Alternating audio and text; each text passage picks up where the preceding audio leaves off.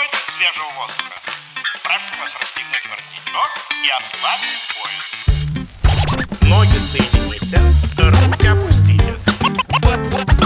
Ноги соедините, руки опустите. J'ai une histoire que j'aime bien raconter, c'est celle de mon premier client. Quand j'étais encore salarié, j'avais commencé à développer une relation commerciale avec un client.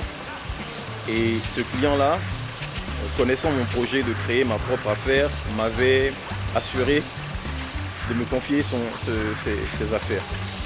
Et donc j'étais très sûr de moi quand j'ai quitté l'entreprise pour laquelle je travaillais parce que j'avais la certitude d'avoir un client.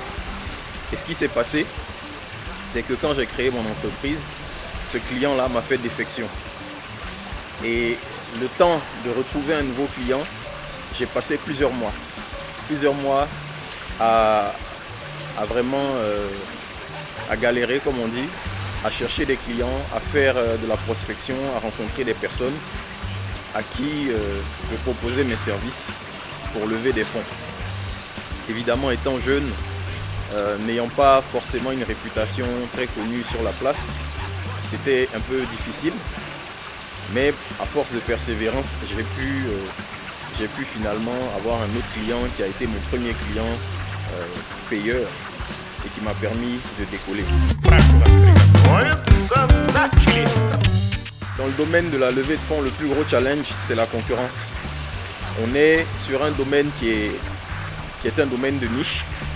Il y a assez peu d'acteurs sur le marché et on se retrouve très facilement en concurrence avec des sociétés qui sont basées à l'étranger, en Europe, parfois dans d'autres pays d'Afrique, simplement parce que par nature, notre prestation est une prestation de conseil au chef d'entreprise, au dirigeant d'entreprise. Et quand le dirigeant d'entreprise est d'une origine particulière, française par exemple, américaine, il est naturellement amené à travailler avec des conseillers qui sont de la même nationalité, qui connaissent mieux son environnement de travail.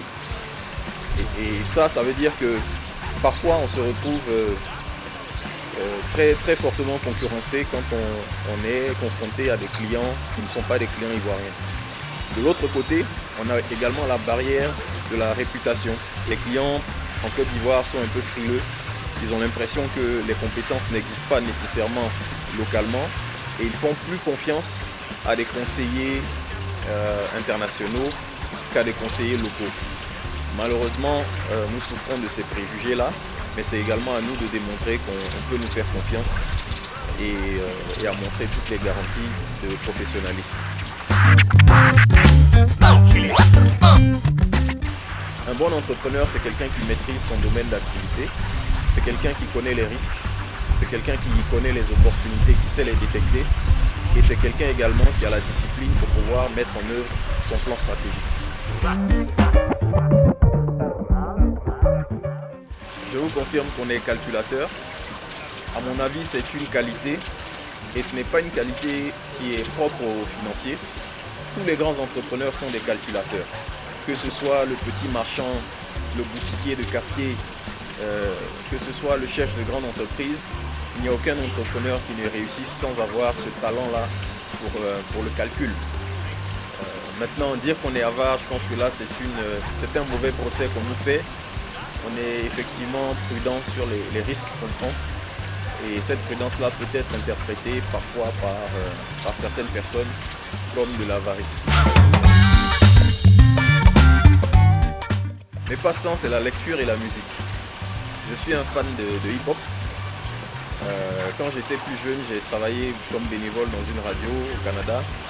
Et ça m'a donné le goût de la musique, je l'avais déjà bien sûr, mais ça m'a donné vraiment l'intérêt pour tout ce qui se passe à l'intérieur de la diffusion de contenu musical et de contenu culturel.